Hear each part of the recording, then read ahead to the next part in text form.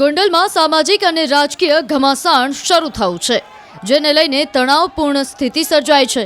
ગણેશ જાડેજા અને પાટીદાર આગેવાનોનો વિવાદ હાલ ચરમસીમાએ પહોંચી ગયો છે.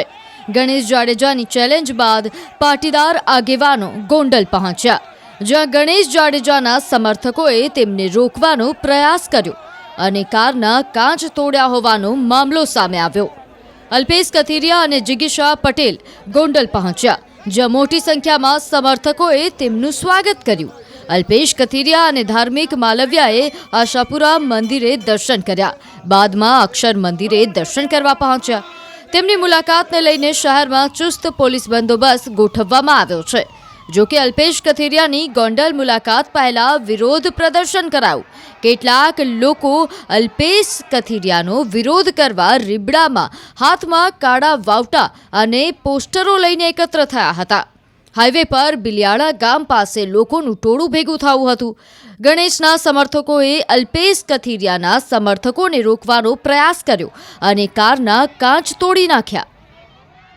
લોકશાહીમાં વિરોધ થવો જોઈએ, પણ જે રીતે હિંસકગીરી થઈ રહી છે, રેલીને રોકવાનું, લોકોને માર મારવાનો, ગાડીઓ પર હુમલો કરવાનો, તો જે ખરેખર ગોંડલ મિર્ઝાપુર હતું એ આજ સાબિત થઈ રહ્યું છે.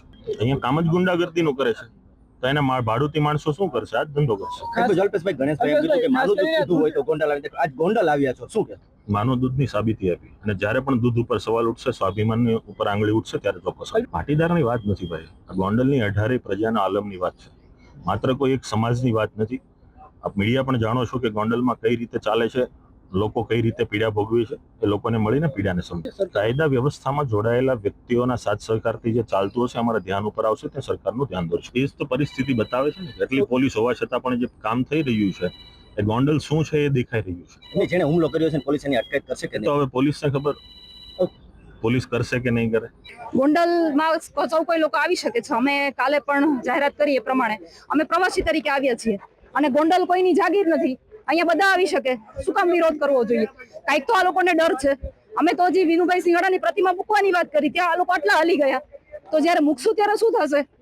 પણ હું તમારા માધ્યમથી કહું છું ને, જયારે સમાજને જરૂર હોય ત્યારે મોભીઓ ઊભું જોઈએ, અને તો જે સાચારના મોભીઓ કહેવાય. આજે એટલા માટે જ હું આવી છું કે આટલા બધા લોકો પાટીદારના છે, છતાં પણ ગોંડલની પ્રજા, ગોંડલની અંદર પાટીદારો આટલા ભૂમિથી જીવી રહ્યા છે, અને કેટલા બધા પાટીદાર આગેવાનોના ખૂન થઈ ગયા છે, મર્ડર થઈ ગયા છે. એના આરોપી આજે પણ રીઢા ગુનેગારની જેમ બહાર નિર્દોષ ફરી રહ્યા છે.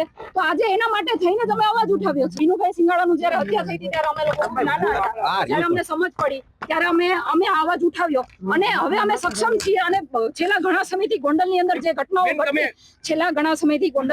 ઘટનાઓ ઘટતી આવે છે, એ ક્યાંક ને ક્યાંક ફરી પાછું પુનરાવર્તન, સત્તાને ખેંચવા માટેનું પુનરાવર્તન હોય એવું અમને લાગી રહ્યું છે. સત્તા છે, પણ છતાંય માઇક માંથી, જાહેર મંચ ઉપરથી બોલવામાં આવે છે કે 30 વર્ષ સુધી અહીંયા તો અમારા આને જ ટિકિટ મળશે. એવું શું કામ? તો ભારતીય જનતા પાર્ટીને પણ હું સવાલ કરું છું કે તમારે આવા હત્યારાઓની શું જરૂર છે, આવા આરોપીઓની શું જરૂર છે?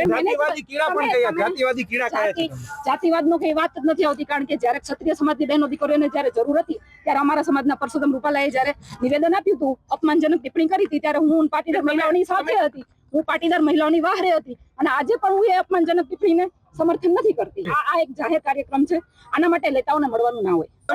સરકાર સુધી વાત પહોંચાડવા માટે જ અમે અવાજ ઉઠાવ્યો.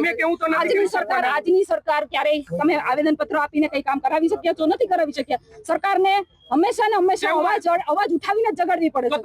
ગોંડલમાં પાટીદારો ભયભીત છે. પણ સરકાર ઈચ્છે છે એવું કે ભયભીત રહે?